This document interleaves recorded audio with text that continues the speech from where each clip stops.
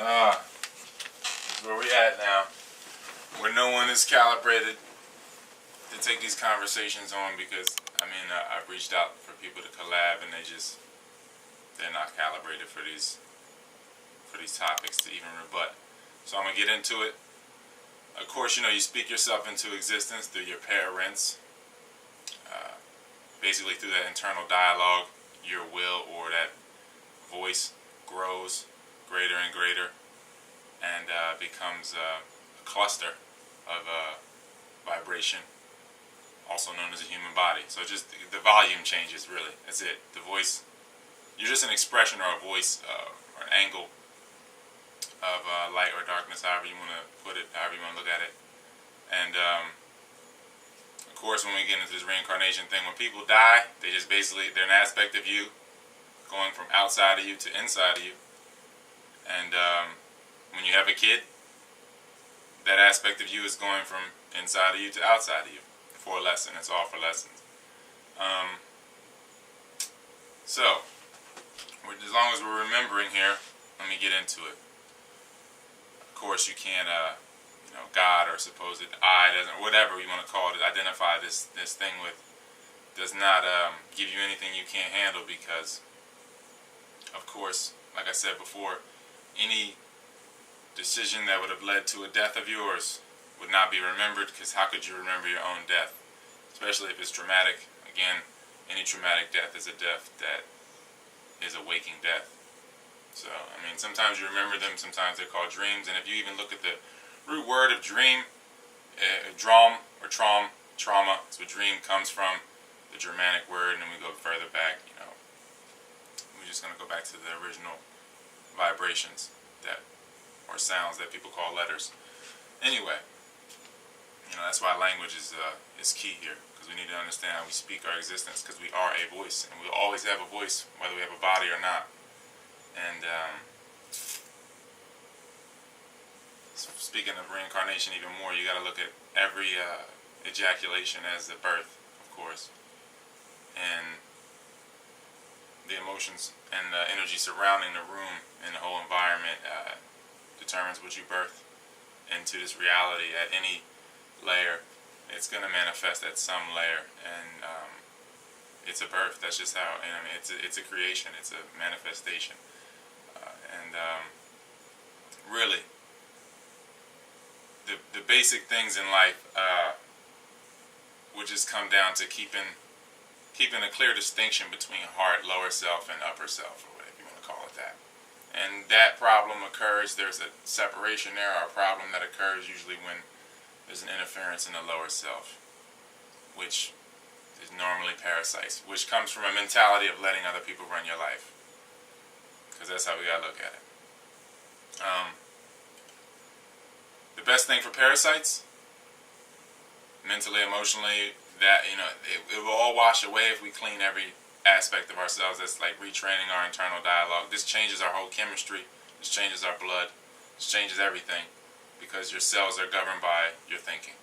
And if we just clean the physical aspect, everything will follow. If we clean the mental, but it starts, of course, with a mental or less physical initiative to change. So the main things to do would be to add, if you want to clean up, diatomaceous earth. Diatoms will kill, adult parasites. Kills everything pretty much. Diatomaceous earth is one of the greatest things for anybody suffering with parasites. And the CDC claims that 85% of America is suffering. So that would be a great sum of people just in America. So you're likely to have some sort of parasite if you're an American. And diatomaceous earth will help you with every meal. Add the food grade to every meal with your seasoning, not in excess of 2% of the sum of the meal. And of course, apple cider vinegar shots, probably as you rise, midday, and after your last meal. You could chase them with water. You could, however you want to, consume them. And then we want to clean our blood with the red clover. We want to nourish our blood with the yellow dock. the dandelion root for our liver and our pineal. Because again, as above, so below. If your lower self, this lower brain is thrown off, the upper brain will be thrown off. And most people aren't dreaming, so they're not dealing with the traumas, because a dream is a trauma a lot of the times, because if we get down to the root of it, that's what they are. That's why you don't remember them. But if you address things in your waking life, if you're real with yourself in your waking life, you will start to receive the messages from your dreams, because you'll be prepared for them. Because this is no more than a dream. This is no less than a dream.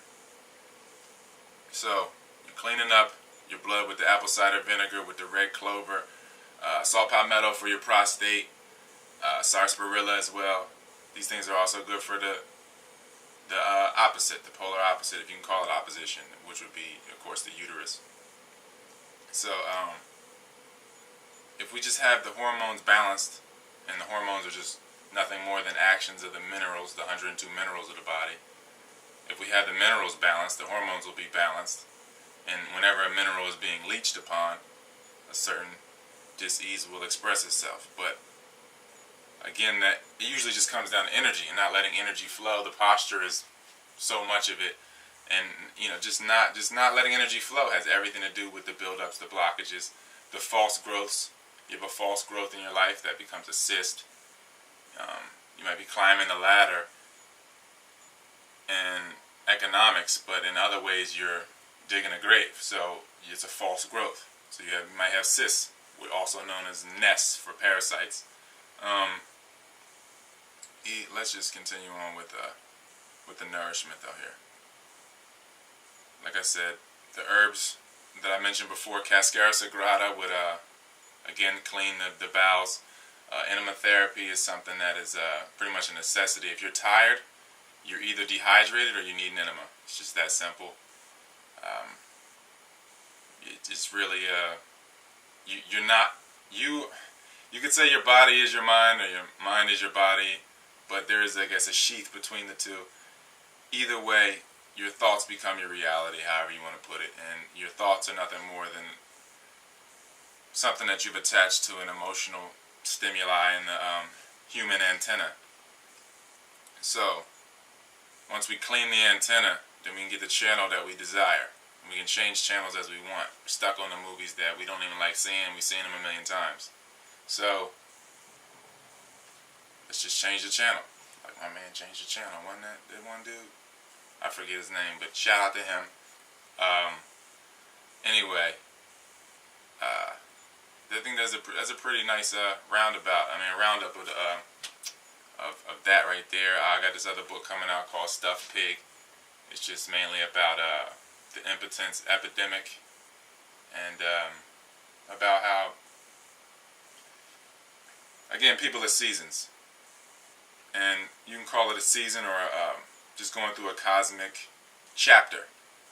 And it's the same thing with cycles. Again, you have an internal cycle that is an ancestor, whoever it may be. You got to understand the moon signs, the rising signs at conception, and your own rising signs and moon signs at conception. So 9 months prior to coming out of your mother, we're talking about the real birth, not even a birth, the real arrival, the real entering into the density, not where it begins, but I guess you could say where it begins, through the male principle into the female principle, from the ether or from the dark matter, what have you. So there's so many things I want to cover. There's so many things I can cover here. I'm just going to get into it with the seasons and how people are seasons. So you go through a period. If you have a partner, you can understand it too, especially in a life duality. Your partner might be your greatest enemy. Your partner, all this could be. See, this again. It's so much to cover, because since everybody's related, and you got to understand that this is a reality of duality, and everybody's in a relative reality, and everyone, we're male and female to different ratios, or the Elohim to different